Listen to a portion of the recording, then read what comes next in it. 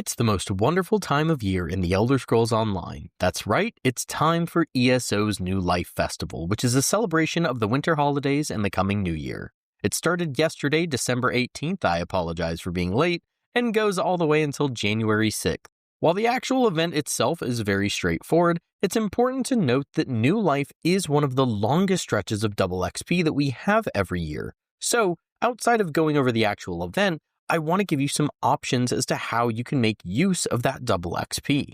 My name's Doc, and let's get right into this. So, in order to begin the event, you first need to complete the introductory quest. You can pick up this quest from the event tab in the Crown Store or by heading to the festival tent in Eastmarch. Follow the quest steps, and after completing the quest, you'll earn your first New Life Festival box of 2025, and after that, you'll gain access to several daily quests that will be your main source of farming event boxes. For event tickets, you'll gain 3 event tickets for the first time you complete one of these daily quests every day. If you don't miss a day, you can gain a total of 60 event tickets, which means you can get a ton of really cool rewards from this event. In previous years, there were a total of 10 daily quests that you could pick up and complete. As you can see on screen right now, you can get those 9 original quests from Breda, as well as what those quests are and what you'll be tasked with doing, so on and so forth, etc. Please feel free to pause for a second if you need. Then you can also get that one additional quest from Petronius, and again, you can see what you'll need to do for that. However, as of 2025, there's now a new NPC quest giver that grants you an additional 8 daily quests to pick up. Again, please feel free to pause if you need to take a second just to read all of that and see what you're doing. So, that means in total, you can get 18 quests per day per character. If you did all 18 quests on 20 characters, you can get a total of 360 event boxes every single day, totaling 7,200 event boxes over the course of the event.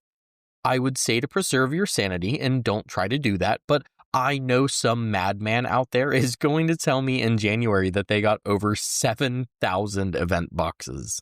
So, what can you get from all of these event boxes? Well, here's a list of all the things that you can acquire from them.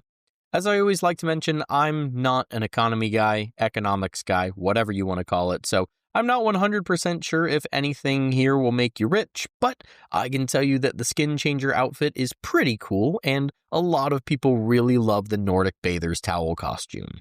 Now, before we move on to our XP farms, let's briefly talk about what you can purchase from our vendors for this holiday season, starting with our old pal, the Impresario. As always, feel free to pause if needed during this section. Nothing super crazy in here, but the New Life Festival grab bag is always a great choice if you need to catch up from previous New Life festivals. I always like whenever holiday events have the grab bag. I appreciate it. Maybe that's just me, but I really like it. Up next is the Event Merchant Assistant, and here's what they're selling. Hide Shoulders and the Daggerfall Paladin costume making a return is always nice to see. And lastly, here's what the Indrik vendor is selling. Of course, there are some writs, achievements, and limited time housing that you can dive into as well during the event, but I'll link the written guide in the description if you'd like to dive more into those. Finally, let's talk about the best part of New Life, and that's the double XP that will be active for the entirety of the event.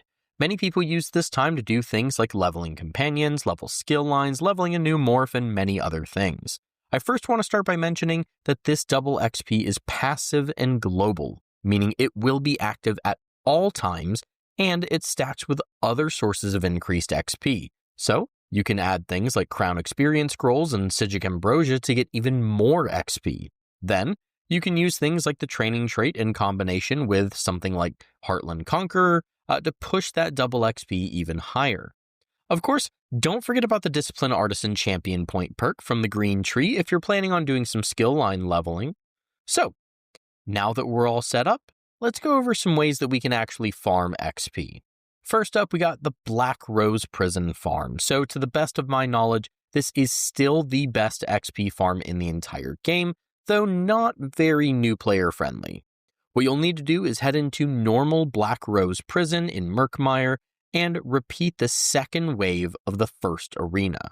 You'll do this by clearing out all of the mobs other than the last big guy during Wave 2, and you'll simply let that big guy kill you. When you respawn, Wave 2 will start over, and you can repeat this for as much XP as you need.